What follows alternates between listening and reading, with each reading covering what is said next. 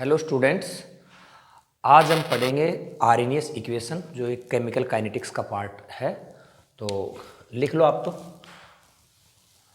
Arrhenius equation,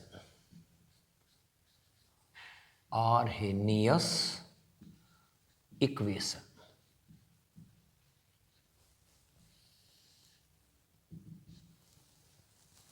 ठीक है ना।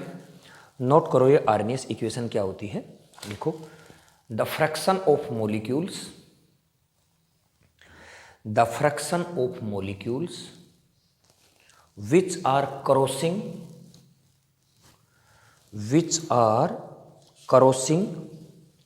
energy barrier,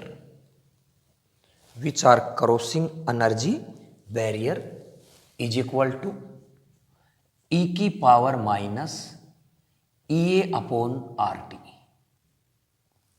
मैंने क्या लिखा हुआ है? The fraction of molecules which are crossing energy barrier. हमें पता है कि जो रेट ऑफ रिएक्शन है वो डिपेंड करता है कि जो कितने मोलिक्यूल्स एनर्जी बैरियर को क्रॉस करते हैं, और उनकी ओरिएंटेशन के ऊपर डिपेंड करता है, उनकी कोलिजन फ्रीक्वेंसी पे डिपेंड करता है, और उनकी ओरिएंटेशन पे डिपेंड करता है। ठीक है ना। तो यहाँ पे अगर देखा जाए तो EA का क्या मतलब होता है? Activation energy. Activation energy. R का क्या मतलब होता है? Gas constant, universal gas constant, universal gas constant. ठीक है ना। इसकी वैल्यू भी हमें पता है। अगर इसकी वैल्यू अगर मैं जूल में लेता हूं तो मैं 25/3 करूंगा, और अगर मैं कैलोरी में लेता हूं तो इसकी वैल्यू कितनी होती है? 2 होती है। ये हमें पता है कि 8.314 होती है, तो मैंने इसको 25/3 लिख दिया है। और T का क्या मतलब होता है? T का मतलब होता है टेम्परेचर। T का क्या मतलब होता है? टेम्परेचर। ठीक है। और उसके बाद में ये आप इसकी एक छोटी सी डेफिनेशन लिख लो। Collision frequency. क्या लिखोगे?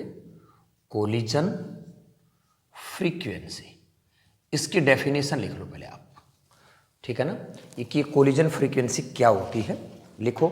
ये तो पता है कि कितने मॉलिक्यूल एनर्जी बैरियर को क्रॉस करते हैं। ठीक है ना। तो लिखो आप, द नंबर ऑफ कोलिजन्स। ये हमने सब इफेक्टिव कोलिजन में पढ़ लिया था। ठीक है ना। तो लिख लो, the number of collisions that takes place per second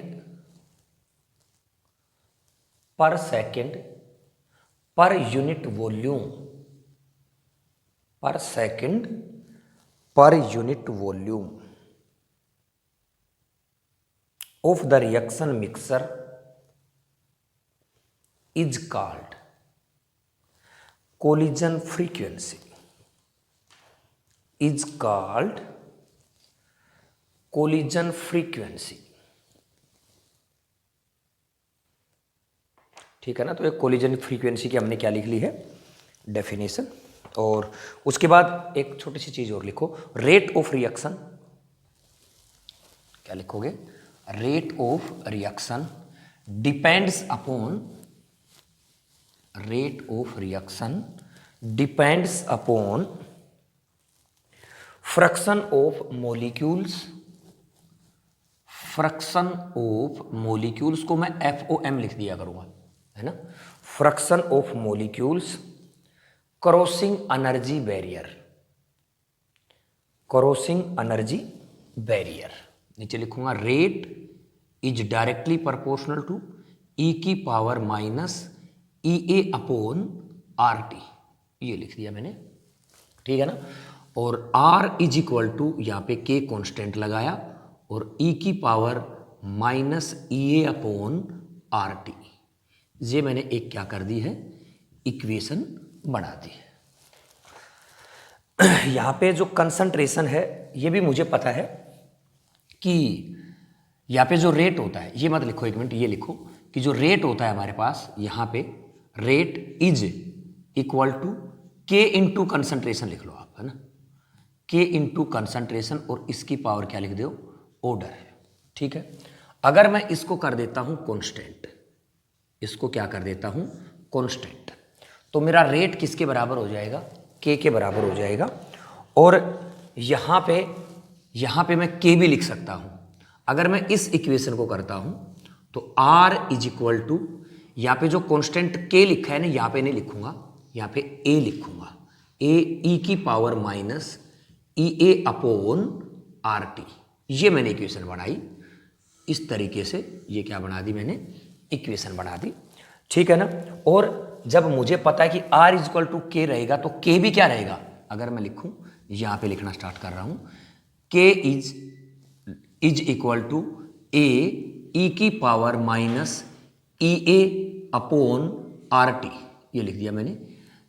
के इज इक्वल टू ए ई की पावर ई ए अपॉन माइनस ई ए अपॉन आर टी, हर चीजें हमने लिखी। और इसको बोलते हैं आर्हेनियस इक्वेशन। इसी का नाम क्या होता है, इसी का नाम क्या होता है, आर्हेनियस इक्वेशन इसका नाम होता है, ठीक है ना। और इस आर्हेनियस इक्वेशन के अंदर सबसे पहले ए का क्या मतलब होता है, ए का मतलब लिखो, एक कांस्टेंट होता है ए, और इसको क्या बोलते हैं, लिखो, A is constant, A is constant known as Arrhenius factors. इसको आर्हेनियस फैक्टर भी बोलते हैं, is known as Arrhenius factor oblique collision factor, oblique collision factor, oblique एक नाम और भी है इसका, frequency factor, oblique frequency factor, oblique pre exponential factor. इसको प्री एक्सपोनेंशियल फैक्टर भी बोलते हैं, क्या बोलते हैं, प्री एक्सपोनेंशियल फैक्टर, ठीक है ना। एंड इसी में लिख लो, and it takes into account common number of molecules having proper orientation,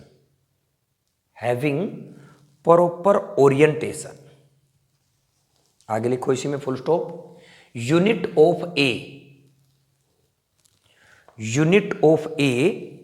is same as unit of K, unit of A as same unit of K. और ये वाली जो इक्वेशन है ये रेडियो एक्टिव एलिमेंट के लिए और जीरो ऑर्डर रिएक्शन के लिए अप्लीकेबल नहीं है। तो ये बात और लिख लो, फुल स्टॉप करके लिखो, this equation is not applicable, this equation is not applicable for radio active reactions, for radioactive reactions and zero order reactions, and zero order reactions, ठीक है ना। और उसके बाद में हम एक छोटा सा क्वेश्चन लिखते हैं। देखो इस इक्वेशन का नाम होता है आर्हेनियस इक्वेशन। हर चीज ए के बारे में मैंने बता दिया, ई ए का मतलब एक्टिवेशन एनर्जी, आर का मतलब गैस कांस्टेंट, टी का मतलब टेम्परेचर, और ये क्या है, एक आर्हेनियस इक्वेशन है। और ये जो आर्हेनियस इक्वेशन है ये variation of rate constant with temperature है, ठीक है ना। अगर आप इसको लिखा है ना आपने आर्हेनियस इक्वेशन, तो इसके आगे ये भी लिख लो आर्हेनियस इक्वेशन, जो इसी में, तो ना अगर इसी के अंदर लिख लो चाहे एक छोटी सी लाइन कि विच शोज, यहाँ पे लिख लो आर्हेनियस इक्वेशन लिखा ना, which shows variation of rate constant, variation of rate constant with temperature. ये एक आर्हेनियस इक्वेशन है जिसके अंदर वेरिएशन दिया हुआ है रेट कांस्टेंट का, किसके साथ, टेम्परेचर के साथ। ये मेरे पास एक आर्हेनियस इक्वेशन बची हुई है। इसका मैं एक छोटा सा क्वेश्चन कर लेता हूं, ठीक है ना। और एक क्वेश्चन लिख लो आप, कैलकुलेट, एक क्वेश्चन है, ठीक है, लिखो calculate maximum possible values of rate constant, क्या लिखा, maximum possible values of rate constant, ठीक है ना। और लिख करके दूसरा क्वेश्चन, ये दूसरी फॉर्म में भी पूछा जा सकता है, क्वेश्चन वही है, दूसरा लिखो इसी में और लगा करके लिखो, calculate value of rate constant eight sufficient high temperature.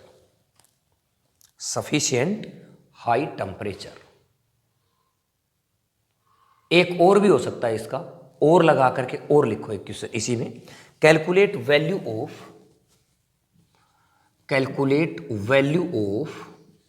Of के, जिसकी लिमिट आप क्या लिखोगे, लिमिट टेंस, ये लिखो वैल्यू ऑफ ln के, और लिमिट कहाँ लिखोगे आप, इसकी टेंस टू इन्फिनिटी, ठीक है ना।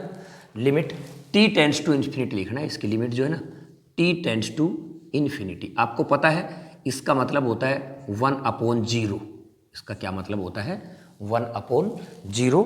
तो यहाँ पे मुझे इस तरीके से लिखना है कि log ln के इज इक्वल टू, अगर मैं इसी के साथ में ln लगा देता हूँ तो मेरा बोलो क्या बनेगा, बन जाएगा ln, इधर मैं log लगाता हूँ तो इधर भी लगेगा, a e की पावर माइनस EA/RT।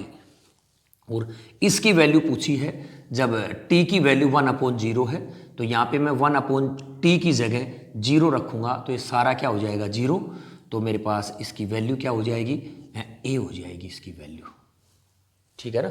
क्योंकि अगर मुझे इसकी वैल्यू देखनी है तो a हो जाएगी, तो आप इसको लिख करके a लिख सकते हो अगर इस सवाल का इस तरीके से क्या होता है आंसर होगा। और उसके बाद में हम एक छोटा सा क्वेश्चन और कर लेते हैं। क्वेश्चन क्या, मैं इसको थोड़ा सा एक्सप्लेन करता हूं। k is equal to a e की पावर माइनस EA/RT, ठीक है ना।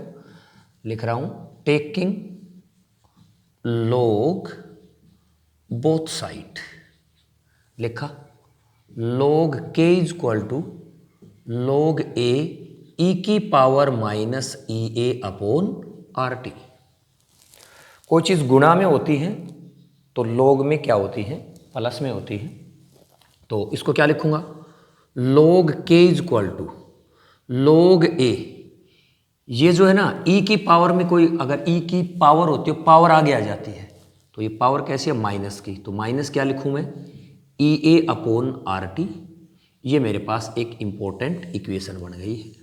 अरे जब e की पावर अगर इस तरीके से है EA/RT है, ठीक है ना, तो अगर मैं log लेता हूं ना तो e खत्म हो जाता है, तो ये डायरेक्ट पावर आ जाती है। पावर मेरी कैसी है, माइनस की पावर है। हर चीज़ का मुझे इसमें पता है। और अगर मैं, ये इंपॉर्टेंट इक्वेशन है, ये एक मेरी स्ट्रेट लाइन इक्वेशन भी, अगर मैं इसका ग्राफ बनाना चाहता हूँ इसी इक्वेशन का यहाँ पे, तो ये मुझे ये भी पता है कि y तो ये है, ये मेरे पास क्या है y इज इक्वल टू, ये क्या है c, ये क्या है मेरे पास माइनस, इसमें क्या है m और क्या है x है। x क्या है और m क्या है मेरे पास, यहाँ पे जो स्लोप है मेरा EA/R है, m जो है ना, ये मेरे पास m जो है ना, ये क्या है EA/R, ये m है। x क्या है 1/t। तो मैं किस किस के बीच ग्राफ बनाऊंगा, log k और किसके बीच 1/t के बीच। अगर मेरा स्लोप नेगेटिव है तो मेरी स्ट्रेट लाइन इक्वेशन इस तरीके से होगी। ये मेरा क्या हो गया, ये log a हो गया, ये log a है। और जो मेरा स्लोप है वो स्लोप क्या है मेरे पास EA/R, this is my slope, ठीक है ना। आर मतलब मैंने इसका ये आर्नियस इक्वेशन हो गई। और अगर मैं इसका ये log LOG में कन्वर्ट करना चाहता हूं तो आपको पता है कि जब इस log को LOG में कन्वर्ट करते हैं तो 2.303 से मल्टीप्लाई करना पड़ता है। तो यहाँ पे क्या लिखो बोलो, लिखा 2.303 log k is equal to 2.303 log a minus EA/RT। अगर मैं सारी की सारी इक्वेशन को 2.303 से अगर डिवाइड करता हूँ तो यहाँ पे डिवाइड करूँगा तो क्या बचेगा, log k, यहाँ पे डिवाइड करूँगा तो क्या बचेगा, log a और माइनस ई ए, इसको भी डिवाइड करना पड़ेगा तो 2.303 RT, ये मेरे पास इक्वेशन सेम वही है, केवल इस log को मैंने LOG में कन्वर्ट किया है। This is my also straight line equation.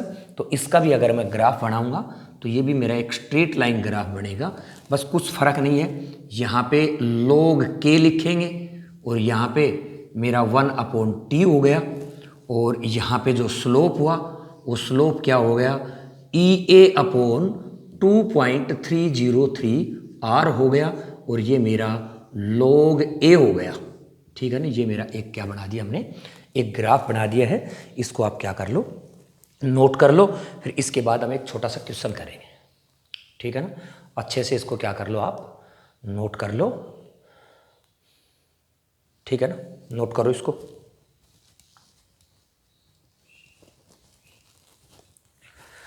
एक क्वेश्चन लिख लो आप, कर लिया होगा अच्छे से नोट, क्या कर लो, एक क्वेश्चन लिख लो आप, लिखो क्वेश्चन लिखो। For a reaction variation, for a reaction variation of ln k is given by, ln k is given by 5 - 20/t, और ये ln/k जो है ना, इस पे लिखा है मिनट इनवर्स। इसका मतलब ये फर्स्ट ऑर्डर काइनेटिक्स है, ये लिखा हुआ है, ये क्वेश्चन में दिया हुआ। कैलकुलेट मुझे क्या करना है, लिखो नंबर 1, पहला क्या कैलकुलेट करना है, लिखो calculate activation energy. Activation energy को EA लिख लिया करो, बड़ा E और छोटा a। Calculate activation energy of reaction. दूसरा क्वेश्चन लिखो calculate value of A, calculate value of A, ये दूसरा क्वेश्चन है। तीसरा पार्ट लिखो इसका, calculate value of rate constant, calculate value of rate constant eight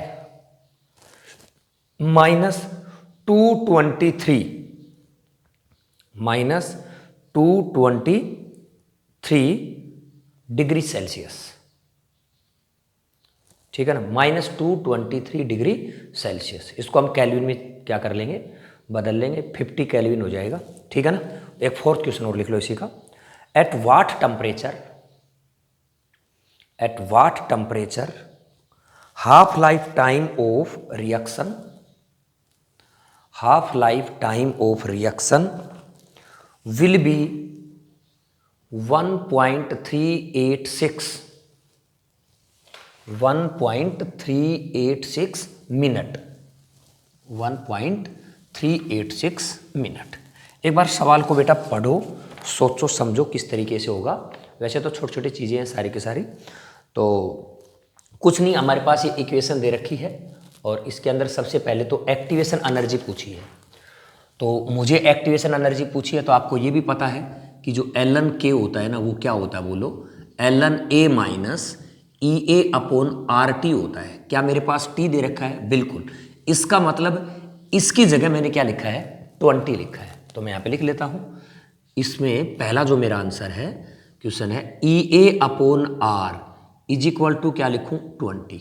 अब देखो बेटा, R का मतलब कितना होता है, 2 कैलोरी होता है, तो मैं यहाँ पे लिख देता हूँ EA is equal to 20 × 2 is equal to कितना आ गया, 40 जूल ना, कैलोरी में आंसर आ गया इसका। जूल में करता तो मैं 8 की वैल्यू 25/3 ले लेता। ये पहला मेरा आंसर था इसका। ठीक है ना। दूसरा क्वेश्चन क्या है भाई, log A की वैल्यू निकालनी है मुझे। अब मुझे पता है ये log A है, A की वैल्यू निकालनी है। अब ये भी पता इसकी जगह कितना दे रखा है, 5, तो दूसरा सवाल मेरा हो गया log A is equal to 5। अगर मैं A निकालता हूँ तो ये जो log होता है ना, अगर ये इधर जाता तो E की पावर में चला जाता है, E की पावर 5। ये मेरा दूसरा आंसर हो गया। ठीक है ना, ये मेरा क्या हो गया, दूसरा आंसर। और अब तीसरा आंसर क्या लिखा है, K निकालना है मुझे। तो के भी निकल जाएगा। के किस तरीके से निकलेगा, टी की वैल्यू दे रखी है हमारे पास कितनी, 50 केल्विन। तो मैं 2 सवाल तो यहाँ पे नोट करो और तीसरा सवाल मैं यहीं से फिर दोबारा स्टार्ट कर देता हूँ। ये लिखो मेरा थर्ड जो क्वेश्चन है, ये जो थर्ड क्वेश्चन है वो क्या है बोलो, मुझे के की वैल्यू निकालनी है। तो पहले log के की निकालूंगा, 5 - 20, टी की वैल्यू दे रखी है -223 डिग्री सेल्सियस, तो उसको केल्विन में बदलेंगे 50। तो यहाँ पे मेरे पास log k इक्वल टू, इसको हम क्या कर लेंगे, सोल्व कर लेंगे। तो ये मेरे पास 4.6 आ जाएगा, 4.6। अगर k की वैल्यू निकालूंगा तो e की पावर 4.6 मेरा क्या हो गया, आंसर हो गया, है ना। k की वैल्यू तो पूछी थी, k की वैल्यू हो गई। उसके बाद मेरा फोर्थ जो है, इसमें क्या पूछा है, t निकालना है मुझे, मतलब t निकालना है। और क्या लिखा हुआ है इसमें, reaction will be at what temperature, half life time of the reaction will be, half time दे रखा है मेरे पास, t निकालना है और क्या दे रखा है, हाफ टाइम। तो ये भी सवाल जो है ना, ये मैं यहीं पे कर देता हूँ। देखो मुझे इस चीज़ का पता है कि जो t हाफ होता है ना वो ln2/k होता है। क्या तुम्हें याद है? याद है तो बहुत ही सिंपल बात है। अगर मैं k की वैल्यू निकालना चाहता हूं तो क्या हो गया मेरे पास, ln2/t हाफ, और ln2 का मतलब 0.693/t आपकी वैल्यू दे रखी है 1.36, कितना लिखा है 1.382 लिखा हुआ है। तो यहाँ पे मेरे पास k की वैल्यू 1/2 आ गई, ठीक है ना। अब इस इक्वेशन में मेरे पास k की वैल्यू 1/2 है, मैं क्या कर लूँगा, आसानी से t निकाल दूंगा, ठीक है ना। तो यहाँ पे ln की जो वैल्यू है, यहाँ पे क्या लिखूंगा मैं, ln 1/2 is equal to 5 - 20/t, ठीक है ना। ये मैंने इक्वेशन बना ली। क्या मैं ये कैलकुलेट कर सकता हूँ, घर पे कर लेना आराम से, ठीक है ना। ये कैलकुलेट कर लेना, क्या हो जाएगा, आंसर हो जाएगा, ठीक है ना। तो ये मेरा एक क्वेश्चन था। उसके बाद में हमारा इसी का नेक्स्ट टॉपिक लिखना है आपको, नेक्स्ट टॉपिक नहीं, आर्निस इक्वेशन से ही है, वेरिएशन करना है मुझे टेम्परेचर के साथ इस इक्वेशन का। तो वो लिखो आप कि variation of rate constant with temperature, अच्छे से हाईलाइट करके हेडिंग बना लो, ठीक है ना।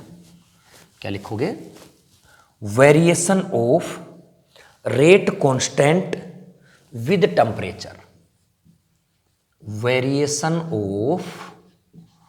ऑफ रेट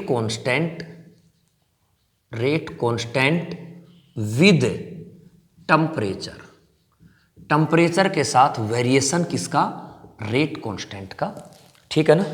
और सबसे पहले इसके अंदर एक लाइन छोटी सी लिख लो, लिखो इफ EA का मतलब होता है एक्टिवेशन एनर्जी, लिखो if EA, A and delta H, एक ये भी सिखाऊंगा आपको डेल्टा H का क्या मतलब रहेगा।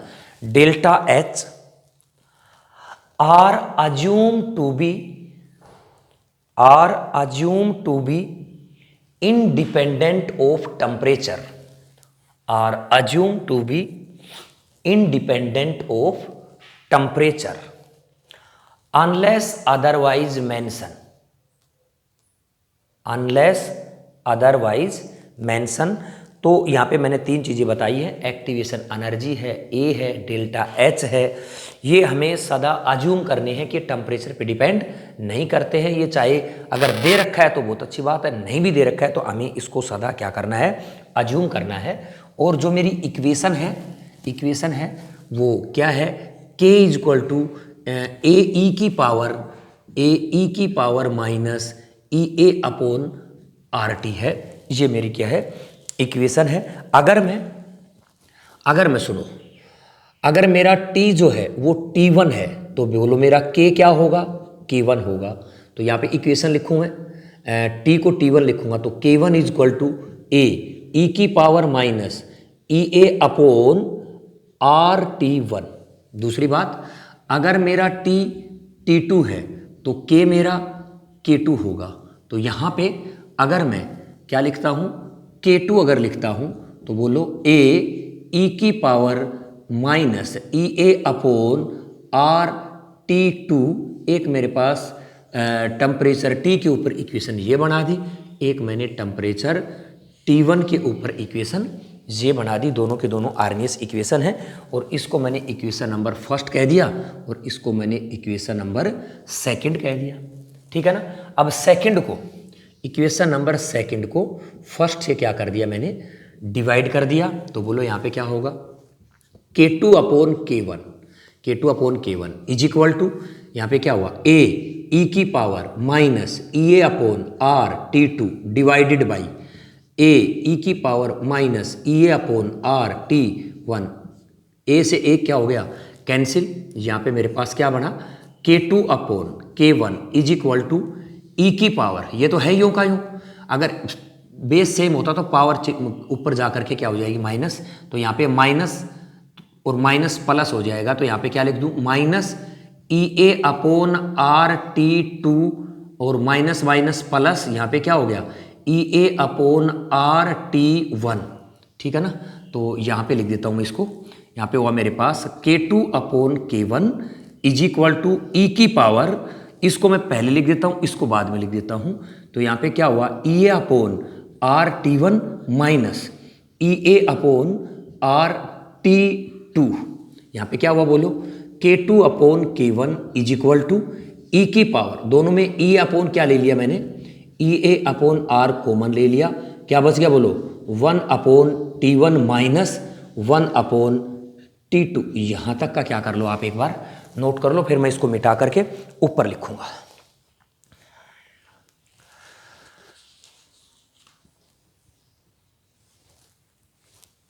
ठीक है ना, अगर नोट कर लिया हो तो मैं इसको यहां से लिखना स्टार्ट करूंगा। अब ये लो, ठीक है ना।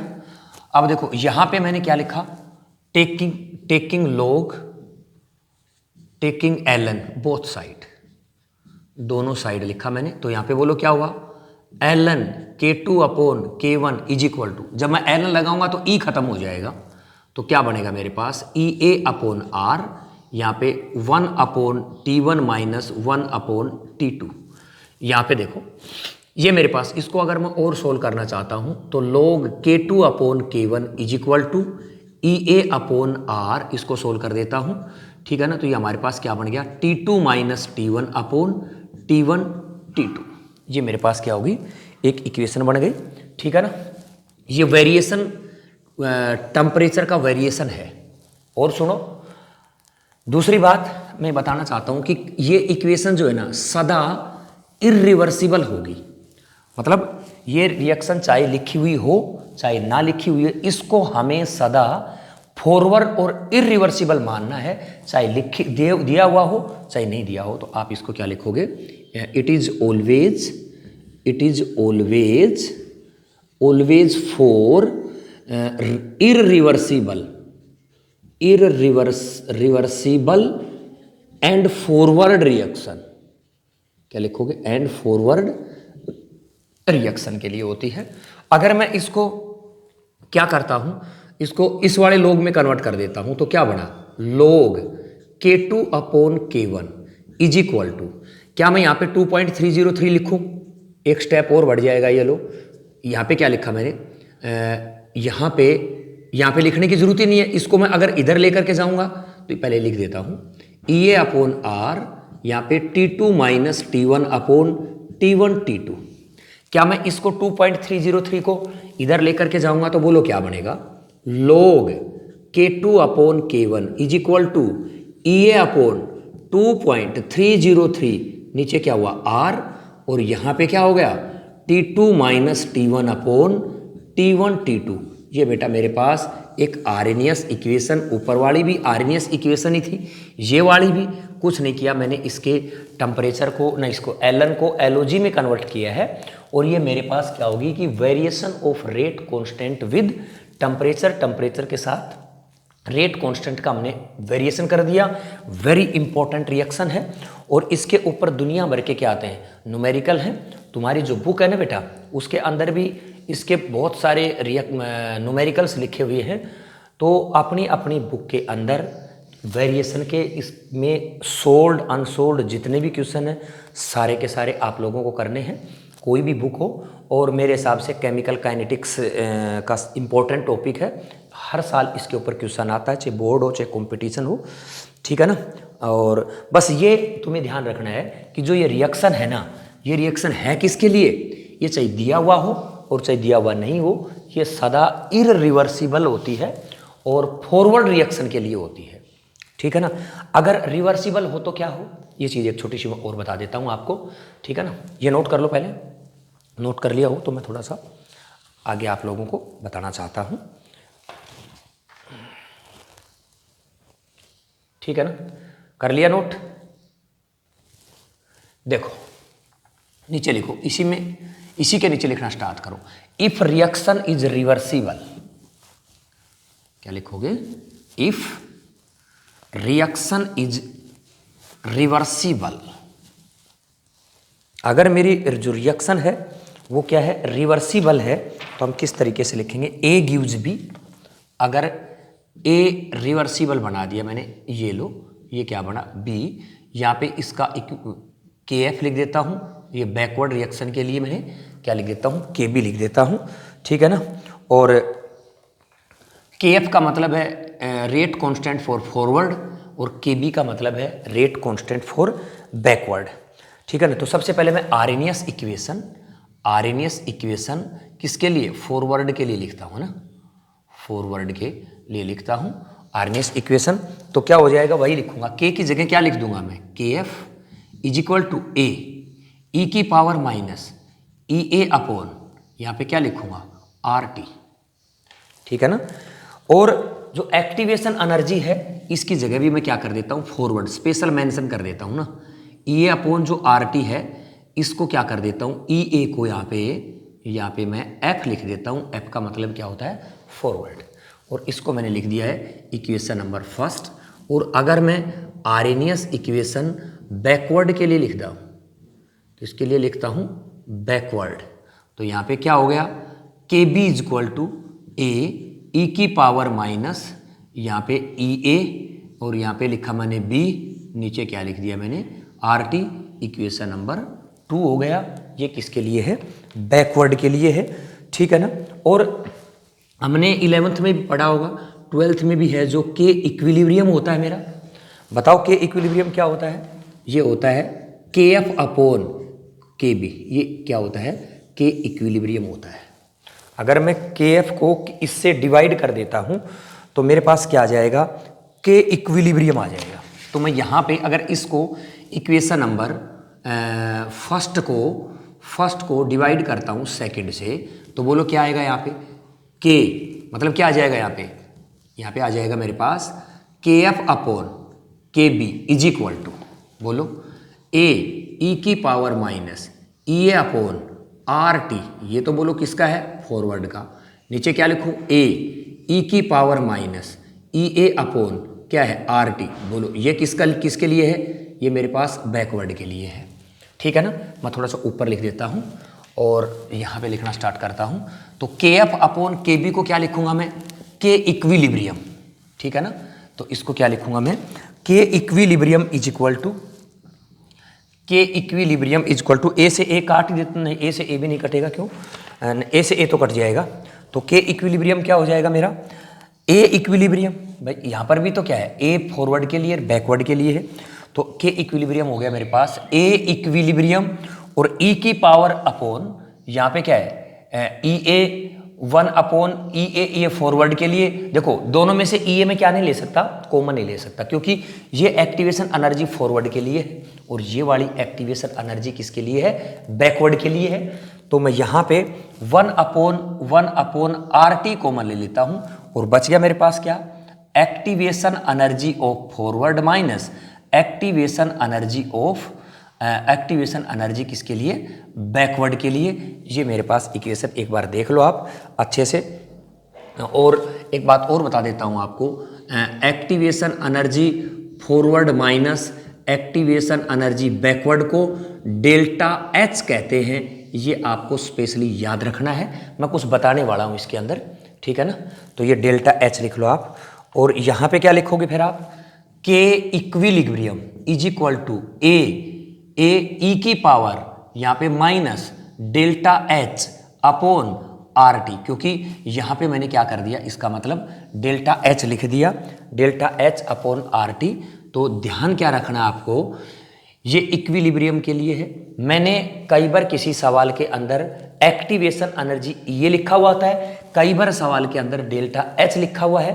तो आप लोगों को ध्यान करना है कि अगर देखो, अगर मेरा के क्या हो, रेट कांस्टेंट हो, रेट कांस्टेंट हो, तो मुझे यहां पे क्या लिखना है, एक्टिवेशन एनर्जी।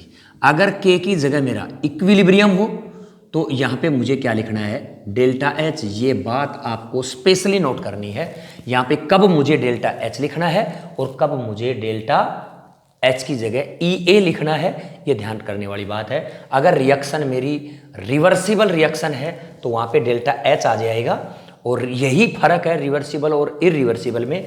इरिवर्सिबल के लिए यहाँ पे क्या होगा, एक्टिवेशन एनर्जी होगी। और अगर मैं इसका वेरिएशन भी अगर लिखता हूं, अगर मैं इसका वेरिएशन विद टेम्परेचर, ये लो लिख ही देता हूं, वेरिएशन ऑफ के इक्विलिब्रियम विद टेम्परेचर, अगर टेम्परेचर के साथ इसका लिखता हूं तो क्या हो जाएगा, यहां पे log के इक्विलिब्रियम 2 अपॉन के इक्विलिब्रियम 1 इज इक्वल टू, और यहां पे क्या आ जाएगा, ई ए की जगह क्या लिखूंगा बोलो मैं, डेल्टा एच, वही नीचे 2.303 आर, यहाँ पे T2 minus T1 upon T1 T2, same का सेम लिखा है मैंने, बस जहां पे K था वहां पे K इक्विलिब्रियम लिख दिया, एक्टिवेशन एनर्जी थी वहां पे हमने डेल्टा H लिख दिया है। ये विशेष रूप से आप लोगों को ध्यान रखना है, आपकी बुक के अंदर कहीं पर डेल्टा H और कहीं पे ये लिखा हुआ होगा, उनका मतलब आप लोगों को मैंने अच्छे से बता दिया है कि अगर मुझे K को रेट कांस्टेंट मानना है, किसी इरिवर्सिबल रिएक्शन के लिए करना है तो एक्टिवेशन एनर्जी होगी, और अगर मुझे रिवर्सिबल रिएक्शन के लिए है तो वहां पे क्या होगा, मेरा डेल्टा एच होगा। अब हम क्या करते हैं, मेरे हिसाब से अच्छे से आप लोगों ने, आपको ये वाली इक्वेशन याद रखनी है, K2 अपॉन K1 भी होता है, तो यहाँ पे क्या लिख दूंगा, ये लिख दूंगा बस, ठीक है ना। अब सवाल में क्या होता है, एक छोटा सा मैं क्वेश्चन आप लोगों को इसका बता देता हूँ, एक क्वेश्चन नोट कर लो आप, ठीक है ना। पहले मैं उसका बताता हूँ आपको, के का बताता हूँ, इक्विलिब्रियम का नहीं। तो एक क्वेश्चन लिख लो आप, देखो, rate constant of a reaction, क्या लिखोगे, rate constant of a reaction, rate constant दे रखे हैं, rate constant of a reaction at 27 degree Celsius is 5 into 10 की पावर इज 5 इंटू 10 की पावर 2 लिख दिया, वाइल, दूसरा लिखा, while at 127 degree Celsius, while at 127 degree Celsius, it is 5 into 10 की power 4, it is 5 into 10 की power 4, calculate activation energy for the reaction, calculate activation energy for the reaction। अब बड़ी simple सी बात है, किस पूरी फिजिकल केमिस्ट्री में आपको पता है, टेम्परेचर जब भी मुझे लिखना होता है के में लिखेंगे, केल्विन में लिखेंगे, केवल कहीं पे डिफरेंस होता है तो हमारा डिग्री सेल्सियस में भी चलेगा, अदरवाइज हमें हर में क्या करना होता है, केल्विन के रूप में लिखना होगा। तो यहाँ पे तो क्या हो गया, 300 केल्विन, और ये क्या है, के की वैल्यू है, K1 की वैल्यू नहीं, T1 की वैल्यू है, और K1 की वैल्यू यहाँ पे दे रखी है कितनी, 5 इंटू 10 की पावर 2, ठीक है। T2 की वैल्यू कितनी दे रखी है, यहाँ पे 100 और जोड़ दो इसमें, 400 केल्विन, और K2 की वैल्यू कितनी लिखी है, 5 इंटू 10 की पावर 4, क्लियर है। अब डायरेक्ट हमें क्या लगा देना है, फॉर्मूला, ठीक है ना। लोग क्या लिखोगे यहाँ पे, K2 upon K1 is equal to activation energy. अगर दिया हुआ है, नहीं दिया हुआ है तो सादा हमें फॉर्मूला यही लगाना है। अगर रिवर्सिबल रिएक्शन लिखा हुआ है तो हमें डेल्टा एच लगाना है, अदरवाइज नहीं लगाना है। मैंने लिखा था कि अदर मतलब सही मेंशन किया हो नहीं किया हो, सदा हमें ये लिखना होता है 2.303 आर, यहाँ पे T2 minus T1 upon T1 T2, इसको क्या करना है, मुझे सोल्व करना है। तो यहाँ पे लिखा मैंने log, और K2 की वैल्यू कितनी है बोलो, 5 इंटू 10 की पावर 4 अपॉन 5 इंटू 10 की power 2 is equal to activation energy 2.303, R की वैल्यू मैं केल्विन में ले लेता हूँ 2, यहाँ पे क्या हो गया मेरा T2 माइनस T1, तो कितना हो गया, 100 हो गया। तो लिखना चाहते हो तो 400 minus 300 divided by 400 into 300 solve कर लेंगे। ये तो मेरे पास कितना हो गया, log 10 की पावर 2, 2 का मतलब log 2 हो गया, 2 हो गया, 2 is equal to activation energy. इसको सोल्व किया तो मैंने कितना हो गया 4.6, और यहाँ पे जो भी हो गया 100 डिवाइडेड बाई जो भी हो गया 1200 और 00। यहाँ पे एक्टिवेशन एनर्जी जो है ना मेरी जो भी आती है इसको हम सोल्व कर लेंगे। ये इतनी आ जाएगी लगभग 2760 कैलोरी। जो भी आती है कैलकुलेशन में थोड़ी बहुत मिस्टेक भी हो जाए, लेकिन ये मैंने लिख दिया है, ठीक है ना। अब मैं एक क्वेश्चन आप लोगों को और दे देता हूँ, ठीक है ना, जो आपको क्या करना है घर से करना है। फिर हम एक नेक्स्ट जो लेक्चर लिखेंगे ना उसके अंदर हम कैटलिस्ट पढ़ाएंगे, आप लोगों को कैटलिस्ट के बारे में बताएंगे, और आपको वो बताएंगे क्या नाम है मोलिकुलरिटी ऑफ रिएक्शन, वो भी इंपॉर्टेंट टॉपिक है। तो एक क्वेश्चन लिख लो आप, ठीक है ना, जो आप लोगों को सोल्व करना नहीं होगा तो मैं नेक्स्ट वीडियो में आपको ये पहले एक क्वेश्चन सोल्व करवाऊंगा और उसके बाद में मैं आपको इफेक्ट ऑफ कैटलिस्ट पढ़ाऊंगा। तो लिखो क्वेश्चन लिखो हमारा, rate constant of a reaction, rate constant of a reaction increases by 5% when temperature increases from